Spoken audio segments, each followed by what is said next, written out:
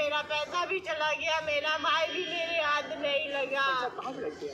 पैसा मेरा मकान भी बेचा था, मेरी शादी का पैसा था, जो ज्वेलरी थी वो भी सब हमें हमारा भाई चाहिए था।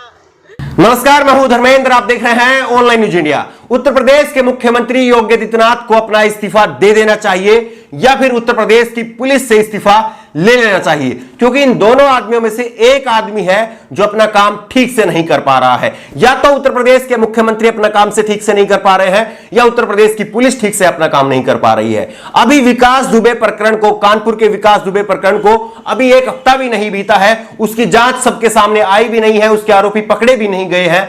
ऐसे में उत्तर प्रदेश के कानपुर से ही एक बड़ा मामला सामने आया है और इस मामले में भी खुले तौर पर यह साफ साफ दिखाई दे रहा है कि पुलिस की मिलीभगत गुंडों के साथ में है, अपराधियों के साथ में है। पुलिस उनका साथ दे रही है, जनता का साथ नहीं दे रही है।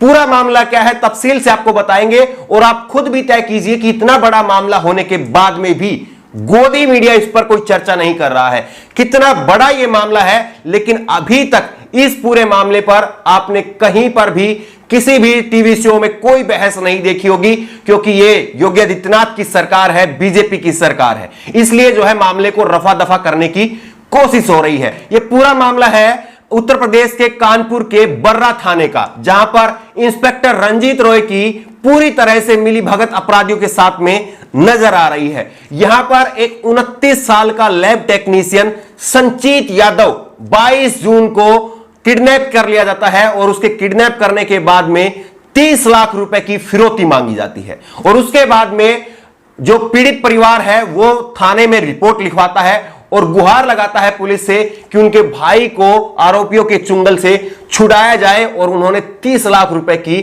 फिरौती मांगी है। उसके बाद में उत्तर प्रदेश की पुलिस जो है वो क्या करती है, आप चौंक जाएंगे। उत्तर प्रदेश की पुलिस ने कहा कि आप जो है पैसे का इंतजाम करिए, पैसे का आप इंतजाम करिए और उसके बाद में आप पैसे दीजिए और हम पैसे लेते समय जो है वो आरोपियों को जो है जिन्होंने अपहरण किया है उन अपहरणकर्ताओं को, उन किडनैपर्स को पकड़ लेंगे। उत्तर प्रदेश की पुलिस ने यह कहा और 30 लाख रुपए की बहुत बड़ी रकम होती है। एक मिडिल क्लास फैमिली के लिए 30 लाख रुपए की रकम बहुत बड़ी रकम होती है और उसके लिए यह परिवार अपना घर बेच देता है। इस परिवार में एक लड़की होती है जिसकी शादी होनी होती है, वो बहन अपने भाई के छुड़ाने के लिए, अपनी शादी के लिए इकट्ठा किया गया पैसा और सारे गहने ज्वेलरी सब बेच देती है और उसके बाद में यह परिवार 30 लाख रुपए की रकम को जुटाता है, इकट्ठा करता है। सोचिए कि पुलिस को पहले यही नहीं कहना चाहिए था कि आप 30 लाख रुपए हमारे पास लेके आइए, पुलिस को यह कहना ही नहीं चाहिए था, लेकिन फिर भी पुलिस ने कहा और यह परिवार जो है वो मान गया।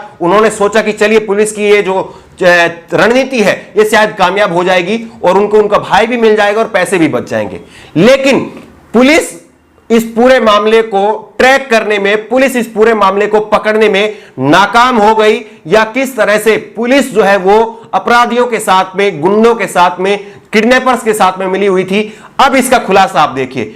पुलिस ने कहा कि आप लोग जो है उनको पैसे दीजिए और हम आपको उनको पकड़ लेंगे। इसके बाद में जिस संचित यादव के जो पिताजी हैं वो पैसा लेकर के चलते हैं, जहां पर किडनैपर्स ने बताया था उनको कि आपको पैसा कहां पर देना है, उसके लिए वो चलते हैं। लगातार 30 मिनट तक संचित यादव के पिताजी के साथ में किडनैपर्स बातचीत करते रहते हैं और इस 30 मिनट के दौरान पुलिस ये ट्रेस नहीं कर पाई कि जो गुंडे हैं कहां से बात कर रहे हैं, कहां से उनका फोन की जो लोकेशन है वो क्या है। इस 30 मिनट में पुलिस यहां पर जो है कोई लोकेशन ट्रेस नहीं कर पाती है। इससे भी चौंकाने वाली बात अब आपको सुनने को मिलेगी।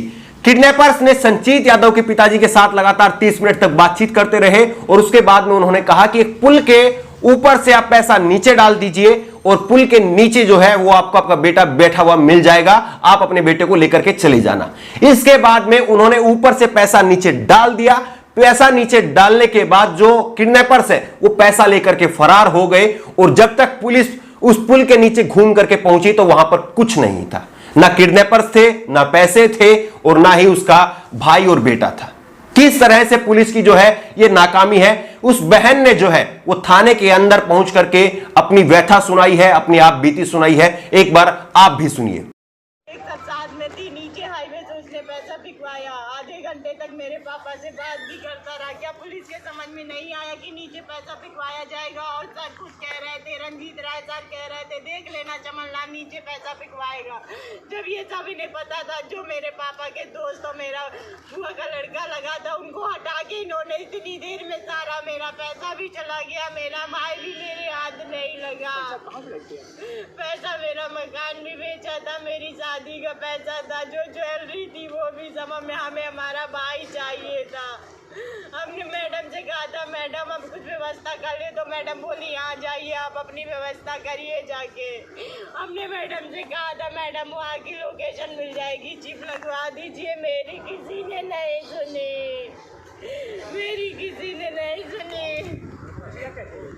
पुलिस यही कहती रही, मैडम भी यही कहती रही, आप दिलासा रखिए कि आपको भरोसा नहीं है। मैडम ने अड़का दिया था कि आप इतनी छोटी छोटी बात हमसे बताने आ रही हो। हमने सोचा बहुत इम्पोर्टेंट बात हो रही है। वो सर की टीम लगी है, टीम लगी रही तो क्यों नहीं पकड़ पाए उसको? बताइए ये टीम क्या करती रही? इस लड़की ने उत्तर प्रदेश के पुलिस अधिकारियों से गुहार लगाई थी कि जो पैसे वाला बैग है उसके अंदर आप चिप लगा दीजिए ताकि आप उनको ट्रेस कर पाए। इसके बाद में जो पुलिस अधिकारी हैं उन्होंने इस लड़की को ही धमका दिया। उन्होंने कहा कि आप हमें एवं ही समझती हैं क्या? ये उत्तर प्रदेश की एडवांस पुलिस है। और सुनिए जो पुलिस अधिकारी हैं वो इस पर क्या कह रही है कि किस तरह से ये बैग जो है वो आरोपी लेकर के चंपत हो गई और किस तरह से पुलिस जो है वो पकड़ने में नाकाम हो गई। टीम इसमें लगी हुई है। जब बैग फेंका गया तो पुलिस को तो होगी होगी। अरे वो हाईवे से फेंका गया है, जब तक हम लोग घूम के नीचे जाएंगे उसमें 1.5-2 किलोमीटर का रास्ता है, जहाँ से आप घूम के जाओगे नीचे और तब जाके आप देखोगे वो नीचे कोई खड़ा होगा और लेके अपना चंपत होगी। ताकि टीम इसमें लगी हुई है। जब बैग फेंका गया तो पुलिस को तो होगी होगी। अरे वो हाईवे से फेंका गया है, जब तक हम लोग घूम के नीचे जाएंगे उसमें 1.5-2 किलोमीटर का रास्ता है, जहाँ से आप घूम के जाओगे नीचे और तब जाके आप देखोगे वो नीचे कोई खड़ा होगा और लेके अपना चंपत होगी। मैडम साहिबा कह रही है कि पुलिस पकड़ने में इसलिए नाकाम हो गई क्योंकि जो पुल था, जिस पुल के ऊपर से पैसे डलवाए थे और जो किडनैपर्स नीचे खड़े हुए थे, वहां से उल्टा घूमकर आने में 1-1.5 किलोमीटर का रास्ता तय करना पड़ता है। तो पुलिस को क्या पहले से अंदाजा इन बातों का नहीं था? जबकि 30 मिनट से लगातार किडनैपर्स उसके पिता से बात कर रहे थे, लेकिन पुलिस सोती रही और पुलिस जो है वो हाथ पर हाथ धर के बैठी रही। उसके बाद में पुलिस पहुंच जाती है इस लड़की के घर पर और लड़की से देखिए कि किस तरह से बयान बदलवाया जाता है, वो भी आप सुनिए। क्या मामला है रुचि, बताइए आप। सर मेरा नाम रुचि, मैं संजीव की बहन हूँ। पैसे वाली बात झूठी, मुझसे लोगों ने कहा था कि आप ऐसे करिए तो पुलिस की तेजी होगी काम में। इतने दिन हो गए थे लेकिन मेरे भाई का कुछ पता नहीं चल रहा है। अब सर ने टीम लगाई है तो मुझे उम्मीद है, कप्तान सर की टीम से मुझे उम्मीद है कि मेरा भाई 4 दिन में मुझे मिल जाएगा। ये 30 लाख वाली जो बात है ये झूठी है? जी। तो बैग में पैसे नहीं थे? पुलिस ने इस लड़की से जबरदस्ती बयान दिलवाया कि आप ये कह दीजिए कि उस बैग में पैसे नहीं थे बल्कि कपड़े थे, क्योंकि पुलिस की छीछालेदर हो रही थी कि आप 30 लाख रुपए भी नहीं पकड़ पाए और उस लड़के को भी जो है वो नहीं छुड़वा पाए। इसलिए पुलिस की छीछालेदर हो रही थी और इसी छीछालेदर से बचने के लिए पुलिस ने कहा कि आप कह दीजिए कि बैग में जो है वो कपड़े थे और बैग में पैसा था नहीं। पुलिस ने यह बयान जो है वो लड़की से जबरदस्ती दिलवाया और इस बयान का खुलासा लड़की ने खुद से किया। सुनिए आप लड़की क्या कह रही है कि किस तरह से पुलिस के दबाव में उसने यह बयान दिया था कि बैग में पैसे नहीं बल्कि कपड़े हैं। आपके भाई का अपहरण हुआ था, जिसके बाद आपने हम लोग से बात की थी और बताया था कि 30 लाख रुपए का बैग आप लोगों ने फेंका था। उसके बाद आज आपका एक बयान आया कि उस बैग में कोई पैसे नहीं थे। ये क्या चीज है? जी सर, मेरे घर वो आए थे क्राइम ब्रांच वाले सर, क्या नाम है, दिनेश यादव। तो उन्होंने कहा कि रुचि आपके भाई की जान को खतरा हो सकता है, अगर आपने ये बयान दे दिया वो खिसिया जाएगा, वो आपके भाई को कुछ कर देगा, तब क्या करोगी? आपको आपका भाई चाहिए कि ये सब मीडियाबाजी कर रही हो और ये सब वायरल हो रहा है। वो खिसिया गया तो इस वजह से मैंने बोल दिया कि हाँ सर मैं बोल दूंगी। तब उन्होंने मेरा वीडियो बना लिया और सब जगह वायरल कर लिया। उनके दबाव में आके मैंने ये सब बोला। पहले आपने क्या बुलवाया था आपसे? उन्होंने ये कहा कि आप ये कह दीजिए कि उसमें कुछ नहीं था।